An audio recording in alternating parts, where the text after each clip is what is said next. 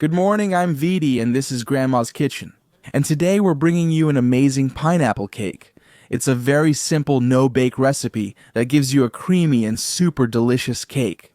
As always, ingredients: 1 850 ample can of pineapple slices and juice, 500 ml or heavy cream or milk cream, whipping cream, a bunch of sobos, 1 package.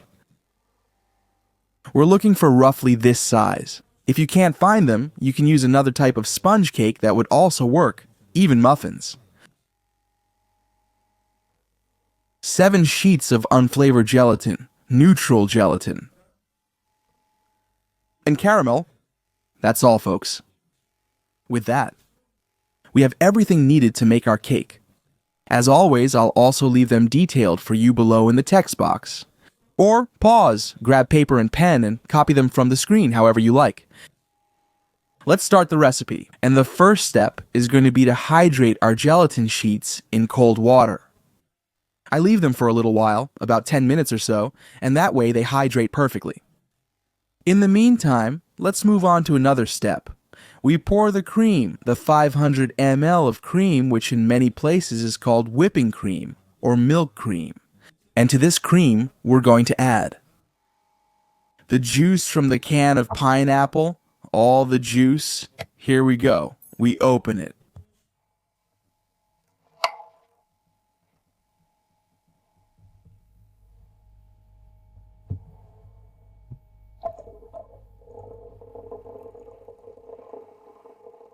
And we pour all the pineapple juice inside, which is the actual juice, the pineapple. It doesn't have any added sugars, it's not in syrup, or anything like that. We stir it a little bit. And now we have this mixture well combined, the ingredients well mixed, and we're ready to move on to the next step. What comes next may be the most boring part. Look, we have a square mold, and we're going to have to fill it completely with these ladyfingers. Each one comes in its own individual plastic bag, so we have to take each one out.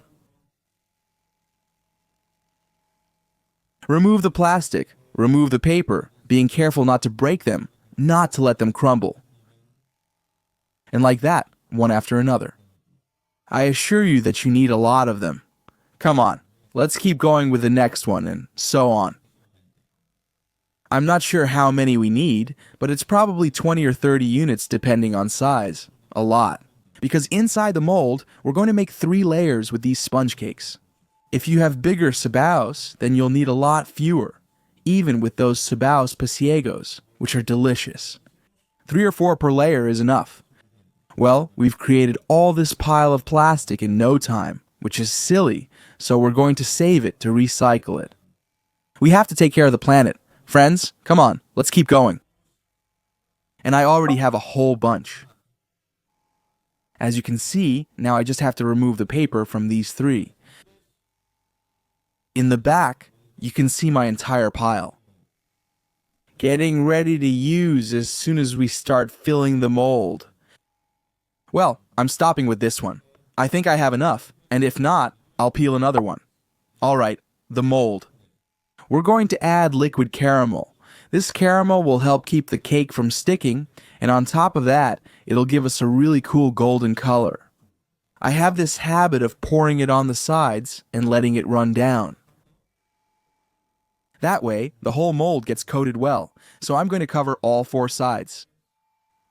And then, to make sure, with a kitchen brush, I'm going to spread it really well all over the mold. Here we go, quick and easy. This takes little time and saves you a lot of trouble. Alright, I've got it well coated now. So let's place the pineapple. You need to figure out how many slices of pineapple you need to cover the bottom. I tested it first so I wouldn't make mistakes in the video. And I can fit exactly 3. If you have room, just cut 1 in half and add it at the end. No problem. The point is that the bottom of the mold should be covered with the pineapple slices. Wow, it looks so nice. Super cool. Let's keep going. Did you guess it? We place the sponge cakes. It's important that they are very close together. covering the whole surface, so let's keep placing them. There's no problem breaking them apart. Matching the mold size to the cake will be very difficult. So, in my case, I already have this portion done, and I'm going to add others. To the other one, stand them up vertically. They fit in really tightly. I already have it back there, but since a whole one won't fit in the small hole, I'll break it. And pressing down a little until it hits the bottom. There I have it. Alright, we've already got some work done, so let's keep going. The mixture we just made with cream and pineapple juice needs to be heated a little in the microwave. Heat it for a minute at a time, 2 or 3 minutes, until it gets warm. Of course, we don't need it to be boiling or anything like that. We just need it to be warm. Why? Because the gelatin we've soaked in water needs to melt in this mixture. So we take the gelatin, squeeze out the excess water, and add it in. I'm going to stir a little. Yes, it's at the right temperature. So we add the gelatin. Because I remind you that gelatin is hydrated in cold water and dissolves in hot, so we need this mixture to be warm. Alright, let's give it a few gentle stirs while the gelatin dissolves. It'll take us about 2 minutes, and as soon as it's ready, we'll go back to the mold. There I have it. Here I have my mixture with the gelatin already incorporated, and we're going to coat our sponge cakes. We're going to pour a ton of this mixture on them until they're well coated, really soaked, really filled. Here we go, all over, because the important thing about this cake is that it turns out really moist, really creamy. If you add too much, it's fine. More sponge cake will be added on top to soak it up. Here I go. Let's start placing them. Another layer of sponge cake. Little by little, completing the puzzle. There it goes. And as we place them, we gently press so they go down and start to blend in. A lot more in the mold. This one fits right here. And the other area was already quite high. So we continue. We keep adding our mixture. The sponge cakes soak it up and start absorbing it. There, very good. And now I'm going to add one last layer of sponge cake. Press down. Bubbles may appear, but that's normal as it's soaking in. There it goes, little by little. If I had used a mold with a higher edge, I wouldn't have had so much trouble fitting in this last row. Anyway, I keep going and I'm going to make it.